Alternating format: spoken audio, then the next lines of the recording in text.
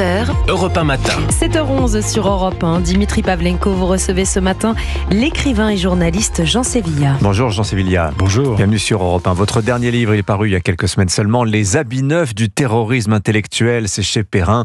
Alors j'en dis un mot, ce livre c'est la mise à jour d'un livre que vous avez écrit il y a 25 ans, qui était pionnier pour décrire ce qu'était le politiquement correct.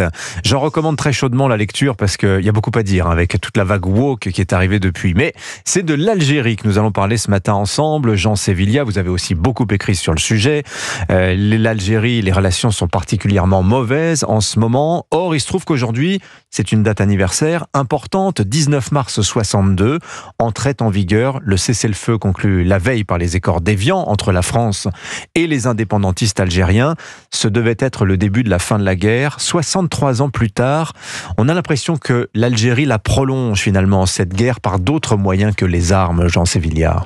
L'Algérie instrumentalise une certaine version, un narratif, comme on dit aujourd'hui, de la guerre d'indépendance de 1954-1962, où les torts sont toujours du côté français et où le FLN s'exonère de toute faute. Or, il faut rappeler, parce que c'est historiquement établi, que le FLN a utilisé de 1954 à 1962 l'arme de la terreur par des attentats comme moyen de guerre.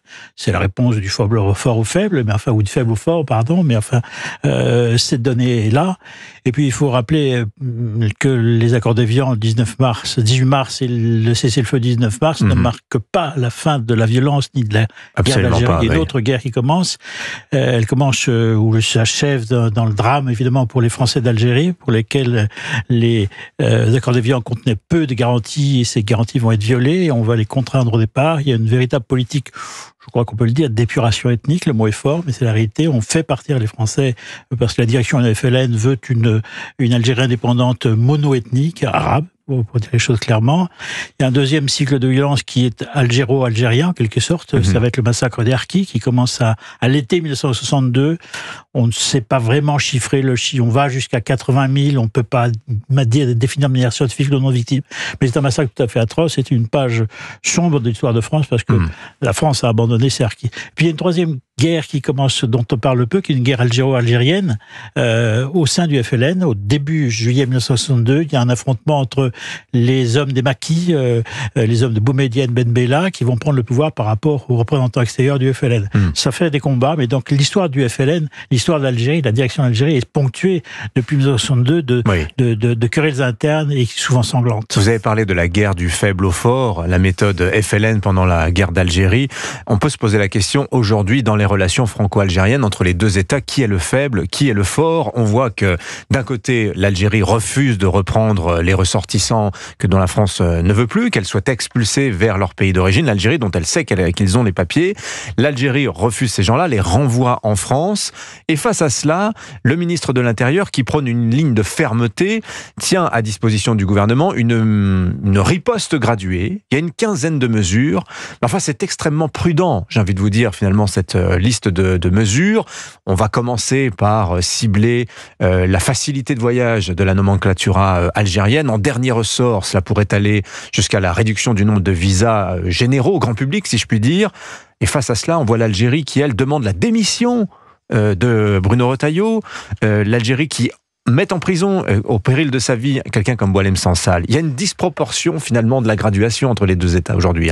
Elle est considérable et elle n'est pas nouvelle. Ça date depuis les années 1970. C'est ainsi, l'Algérie fait pression, intimide en fait la France, et la politique française paraît toujours faible et timide aussi. Alors, mais pourquoi ça marche, cette intimidation? C'est un peu le mystère finalement. Alors, d'abord, le mystère, c'est plutôt récent. Les chiffres évidemment gonflés, c'est la présence évidemment en France d'une communauté soit algérienne, soit franco-algérienne, qui est tout à fait considérable, qu'on ne sait pas d'ailleurs quantifier exactement. Peut-être sans doute autour de 5 millions de personnes.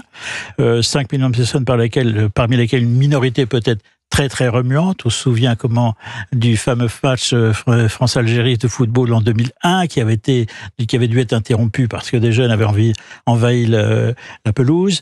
Parce qu'il y a une sorte, moi je crois qu'ultimement l'explication finale, c'est qu'en fait la classe politique française, le temps passe, la guerre d'Algérie ça devient de plus en plus loin et l'histoire de l'Algérie française s'éloigne de plus en plus. Oui, mais le sentiment d'humiliation de beaucoup de Français, en revanche, monte. Les affaires franco-algériennes n'intéressaient pas vraiment grand monde. Et là, ça devient un sujet très grand public. Et il y a ce sentiment d'humiliation ressenti par une part des Français, Jean Sévillia. Ça fait pression aussi sur les pouvoirs publics français, ça. Alors aujourd'hui, oui, évidemment, il y a une part de l'opinion qui n'en peut plus, qui sent bien qu'il y a quelque chose de déséquilibré, d'autant que tous les Français qu'on soit aussi, des Algériens et des Franco-algériens, perçoivent bien que ce ne soit pas tous non plus. Il y a des milliers de gens qui sont algériens, franco-algériens, qui vivent paisiblement en France. Donc il y a une sorte de montée en puissance de la violence verbale en tout cas, mais qui peut être grosse de la violence physique ensuite. Oui. Dans le Figaro ce matin, un ancien ministre algérien et ambassadeur dit quelque chose que j'ai trouvé très intéressant. J'aimerais bien avoir votre regard.